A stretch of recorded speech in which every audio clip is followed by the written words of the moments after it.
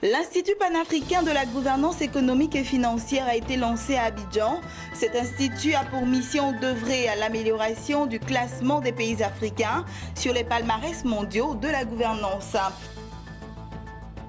Et puis la presse nationale et internationale a été instruite sur les dangers des pesticides interdits.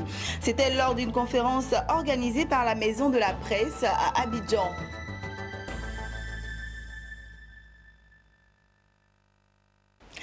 Bonsoir à tous, vous faites bien de vous informer sur Business 24 Africa. Commençons par cet élément. Un organisme de promotion de la bonne gouvernance des institutions publiques et des entreprises privées vient d'être lancé à Abidjan. L'Institut panafricain de la gouvernance économique et financière a pour mission d'œuvrer à l'amélioration du classement des pays africains sur les palmarès mondiaux de la gouvernance. Cette initiative est le fruit d'une coopération nord-sud. Laoni Babatunde et Lignon Gilbert.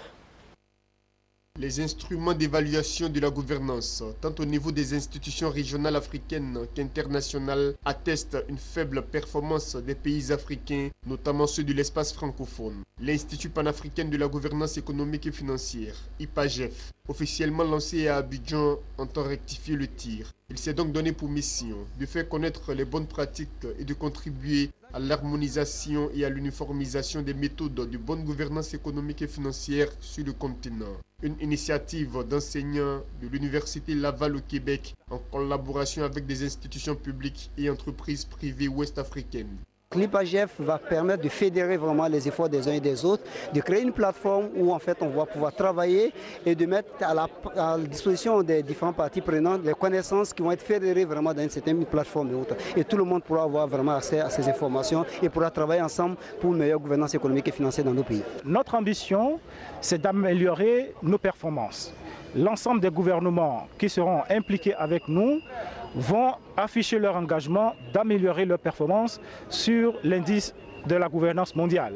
L'IPAGEF a la vision d'être le principal centre d'excellence et de référence dans l'accompagnement de la gouvernance économique et financière en Afrique. Pour les autorités ivoiriennes, la création de cet institut est indispensable au développement de la Côte d'Ivoire et de ses voisins de la sous-région.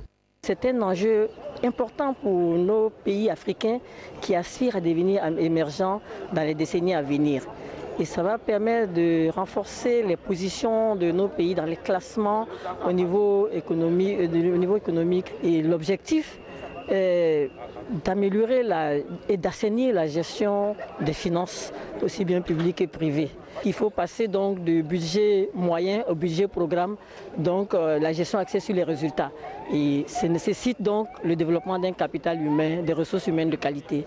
Et c'est le rôle de l'Institut panafricain de la gouvernance économique et financière. L'IPAGEF entend mutualiser les programmes de formation et développer les connaissances en gouvernance économique et financière. Pour cela, il va œuvrer au renforcement des capacités des acteurs publics, privés et associatifs et former des spécialistes africains en matière de gouvernance économique et financière, et ce, à travers des forums d'échange. Voilà, concernant toujours l'Institut panafricain de la gouvernance économique et financière, sachez que c'est le fruit d'un partenariat entre l'Université Laval au Canada, l'Université Félix Houphouët-Boigny et l'École nationale supérieure des statistiques et d'économie appliquée d'Abidjan ENCA, l'Institut des relations internationales et des études stratégiques du Bénin, la Bourse régionale des valeurs mobilières de l'UEMOA BRVM et l'Institut national des administrateurs de Côte d'Ivoire. Chacune de ces institutions a dit son intérêt à s'associer à cette initiative. Suivons. Nous avons commencé à travailler ensemble depuis 2012 sur ces questions d'économie, sur des questions donc de croissance, sur des questions de comment les États pourraient organiser l'économie de sorte à mener l'émergence. Voilà, c'est l'objet de l'NCA, donc c'est dans la suite des choses de faire partie de cette institution. L'IPAGEF a un objectif clair, promouvoir la bonne gouvernance économique des États. Donc il est tout à fait normal que la BRVM, qui est le reflet de l'économie, puisse s'associer à un tel projet. Parce que pour nous, les États sont des émetteurs extrêmement importants sur la BRVM. Et aujourd'hui, les objectifs d'émergence de nos économies amènent les États à utiliser la bourse comme un instrument privilégié de financement. Donc il est important que la BRVM soit attentive à toutes les questions relatives à la gouvernance économique et financière, parce que cela va se refléter sur le comportement de notre marché. L'IRIES, c'est un institut qui est chargé des activités de formation.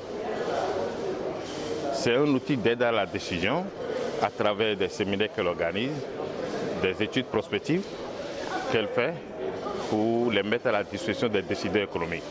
Et la mission première de l'IRIES, c'est également les questions de gouvernance, en général, gouvernance économique, gouvernance financière et gouvernance politique. Intéressons-nous à l'environnement à présent. Gestion des pesticides obsolètes et déchets associés en Côte d'Ivoire. C'est le thème de la conférence dite ce mardi à la faveur du 3e rendez-vous de la Maison de la Presse d'Abidjan. Le coordonnateur du projet de gestion des pesticides obsolètes et déchets associés a instruit la presse nationale et internationale sur la dangerosité des pesticides interdits, périmés ou frauduleux sur la santé et l'environnement. Jérémy Aoré nous en dit davantage. En Côte d'Ivoire, ce sont au total près de 30 000 tonnes de pesticides homologués qui sont commercialisés par an dans le cadre de l'intensification des exploitations agricoles et la pression parasitaire. Seulement, voilà, à côté de ces pesticides légaux, une part non négligeable de pesticides périmés, frauduleux ou prohibés représentant un danger sur la santé humaine et l'environnement existe sur le territoire national qu'il faut éliminer tout en faisant la part des choses. Toute chose qui explique la mise sur pied du projet de gestion des pesticides obsolètes et déchets associés en Côte d'Ivoire, PROGEPSI, que pilote le professeur Kouadio Georges, chimiste de son état, et qui a échangé avec les journalistes sur les actions menées par sa toute nouvelle structure. C'est les pesticides qui sont utilisés et lorsqu'ils deviennent obsolètes, c'est-à-dire si ce sont des produits périmés, si ce sont des produits pesticides non homologués, si ce sont des pesticides frauduleux ou bien des pesticides contrefaits, alors on les qualifie de pesticides obsolètes et en ce moment-là, on prend toutes les dispositions nécessaires à travers la mise en place de ce projet-là pour pouvoir faire d'abord leur inventaire, pouvoir ensuite les transporter, les stocker et les éliminer. Voilà un peu l'objectif de ce projet et de faire en sorte qu'au final, ce soit l'environnement qui soit protégé et que la santé humaine soit aussi protégée par l'utilisation selon les normes des pesticides. Cela dit, il s'est agi au cours de cette rencontre pour le professeur Kouadio Georges, coordonnateur du projet PSI, d'instruire les populations à travers les journalistes sur les conséquences des pesticides périmés, interdits, voire contrefaits, représentant un véritable poison pour l'homme et pourtant encore utilisés dans les ménages, bureaux et autres exploitations agricoles. Les objets qui sont périmés, que nous continuons d'utiliser, donc nous avons estimé qu'il était important que le coordonnateur de ce projet-là vienne devant la presse nationale et devant la presse internationale pour donner l'information afin que cette information soit relayée auprès de nos populations. Et je pense que nous n'avons pas du tout été dessus parce que de par la qualité même de l'intervention du coordonnateur, le professeur Kouadio, et de par la qualité des différentes interventions, nous avons compris que c'est une préoccupation majeure au niveau de nos populations. Financé par la Banque mondiale, le projet PSI vise à aider le gouvernement ivoirien à améliorer la gestion des pesticides par l'inventaire, la collecte et l'élimination de manière écologique des pesticides contrefaits, frauduleux ou interdits, véritables poisons pour l'être humain et plus encore l'environnement. Et on poursuit avec ces autres informations, vous les verrez en images.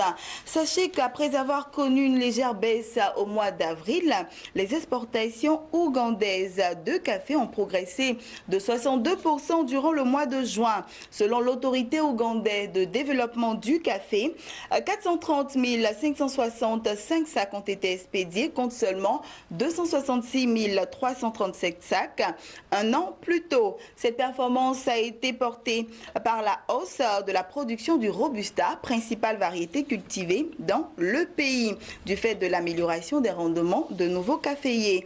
Et il faut souligner que l'Ouganda est le deuxième producteur de café d'Afrique après l'Éthiopie.